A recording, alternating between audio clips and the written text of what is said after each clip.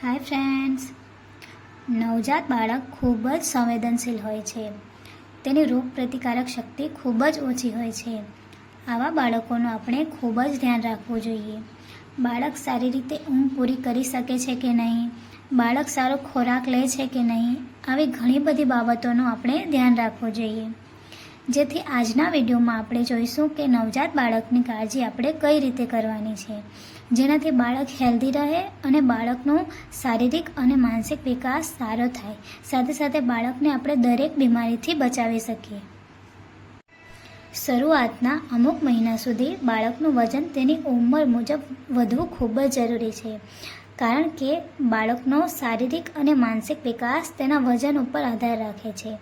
સામાન્ય રીતે જન્મ સમયે બાળકનું વજન 2.5 થી 3.5 જેટલું હોય છે અને આ વજન જન્મના થોડા દિવસમાં ઓછું થાય છે, જે એક નોર્મલ બાબત છે. પરંતુ એક જ અઠવાડિયામાં એ પાછું મૂળ સ્થિતિમાં આવી જાય છે.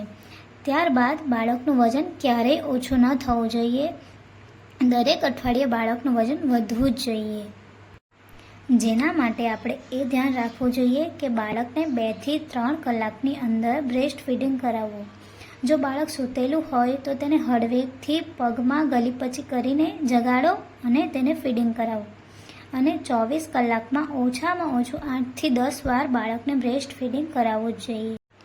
બીજો અગત્યનો મુદ્દો છે બાળકની ઊંઘ.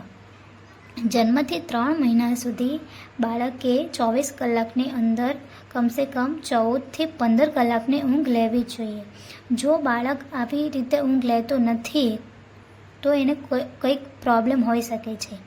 બાળક દિવસમાં 7 થી 8 કલાક અને રાતે પણ 7 થી 8 કલાક ઊંઘે એ નોર્મલ છે, અને રાતે ફીડ કરવા માટે 2 થી 3 વખત એ જાગે છે.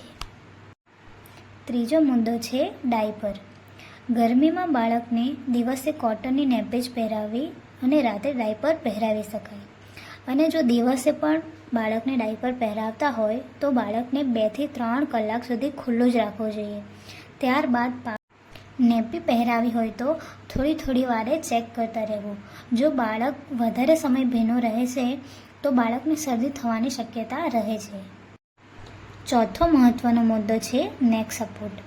નવજાત બાળકમાં આપણે એક ખાસ ધ્યાન રાખવાનું છે કે જ્યારે પણ આપણે બાળકને ઉચકીએ ત્યારે તેની ગરદન ઉપર સપોર્ટ રાખવો અને બાળકને ક્યારેય વધારે પડતું હલાવવું ન જોઈએ. જ્યારે પણ બાળકને ફીડ કરાવો તે દરેક વખતે બાળકને ડકાર ફરજિયાત લેવડાવવો જોઈએ, કારણ કે નાના બાળક ફીડ કરે ત્યારે હવા પણ તેને મોંમાં જતી રહે છે, જેથી બાળકને તકલીફ પડી શકે છે.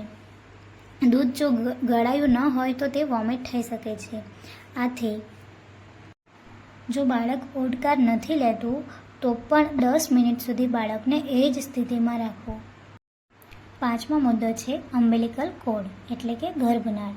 જ્યાં સુધી બાળકની નાળ ખરી ન જાય ત્યાં સુધી બાળકને નવડાવવાનું નથી અને બેબીની માલિશ પણ કરવાની નથી. ત્યાં સુધી બાળકને હુંફાળા પાણીવાળા કપડાથી સાફ કરી દેવું. એનું મુખ્ય કારણ એ છે કે નાળવાળા ભાગ સુધી પાણી ન જવું જોઈએ અને નાળ પર કોઈ પણ ક્રીમ કે ઓઇલ લગાવવાનું નથી. નાળ એની મેળે જ ખરી જાય છે. જો તમને જરૂર લાગે તો નાળ પર બીટાડીન પાવડર લગાવી શકાય છે. એના સિવાય બીજું કંઈ પણ લગાવવાની જરૂર નથી. છઠ્ઠો મુદ્દો છે બાળક માટે માલિશ. બાળક માટે માલિશ ખૂબ જ મહત્ત્વની છે. ગર્ભીની ઋતુમાં 2 વાર માલિશ કરી સાથે હળવી કસરત કરાવવી જોઈએ, જેથી બાળકના શરીરમાં લોહીનું પરિભ્રમણ સારું થાય અને ગેસની સમસ્યામાં પણ બાળકને રાહત થાય છે. 2 મહિનાથી મોટા બાળકને ટમી ટાઈમ જરૂર આપવો જોઈએ, જેમાં બાળકને પેટ પર સુવડાવવો, જેનાથી બાળક ગરદન રાખવામાં તેને સપોર્ટ મળે છે અને બાળક જલ્દી બેસતા શીખે છે.